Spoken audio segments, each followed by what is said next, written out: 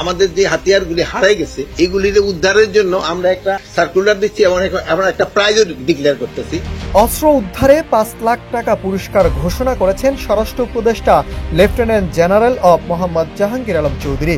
গত বছরের জুলাই আগস্টের অস্থিরতার সময় থানা ও বিভিন্ন স্থান থেকে লুট হওয়া অস্ত্র ও গোলাবারুদ উদ্ধারের জন্য নগদ পুরস্কার ঘোষণা করেছে সরকার। 25 আগস্ট সচিবালয় আইন শৃঙ্খলা বিষয়ক সভা শেষে সাংবাদিকদের এ তথ্য জানান তিনি।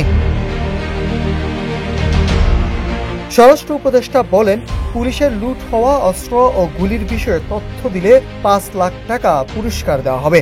তথ্যদাতাদের পরিচয় গোপন রাখা হবে। পিস্তল, শটগানের খবর দিলে 50,000 টাকা, চাইনিজ রাইফেলে 1 লাখ টাকা, এসএমজির ক্ষেত্রে 1.5 লাখ টাকা, এলএমজির জন্য 5 লাখ টাকা দেওয়া হবে। আর প্রতিটি গুলির জন্য 500 টাকা করে পুরস্কার ঘোষণা দিয়েছে সরকার। উপদেষ্টা জানান, গত বছর 5 আগস্ট সরকারের পতনের পর দেশের বিভিন্ন থানা, ফাঁড়ি ও পুলিশের স্থাপনায় হামলা চালিয়ে আগুন ও লুটপাটের ঘটনা ঘটে। বিপুল সংখ্যক অস্ত্র, গুলি তখন লুট হয়। সর্বশেষ হিসাবে এখনো 1363টি আগ্নেয়াস্ত্র ও 2,57,720 রাউন্ড গোলাবারুদ উদ্ধারের বাইরে রয়েছে। বিভিন্ন জায়গায় এসব অস্ত্র অপকর্মে ব্যবহার হচ্ছে এমন খবরও পাচ্ছে সংশ্লিষ্ট সংস্থাগুলো। নির্বাচনের ক্ষেত্রে কিন্তু আপনারা জানেন সবচেয়ে বড় ভূমিকা পালন করে কিন্তু আনসার।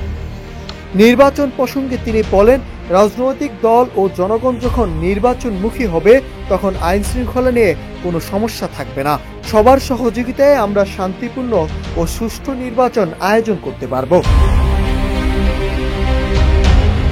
তিনি আরো বলেন, আইন শৃঙ্খলা বাহিনীতে নিয়োগ বাণিজ্য বন্ধে সব ধরনের ব্যবস্থা নেওয়া হয়েছে।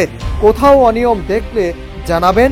নিয়োগ বাণিজ্য যদি কেউ করে তাকে আইনের আওতায় আনা হবে। স্বরাষ্ট্র উপদেষ্টা হওয়ার পর অনেক আত্মীয় স্বজন হয়েছে, এরা কেউ যদি চাঁদাবাজি বা অপরাধে জড়িত থাকে তথ্য দিন। সাংবাদিকদের উদ্দেশ্যে তিনি বলেন, আমরা যদি দুর্নীতি করি লিখে দিন, তবে ভুল তথ্য দিয়ে রিপোর্ট না করার অনুরোধ করছি। সংবাদ প্রকাশের পরে যে সম্মানহানি হয়, প্রতিবাদ দিয়ে তা আর উদ্ধার হয় না। Nahid Hasan, news desk, Ittefaq.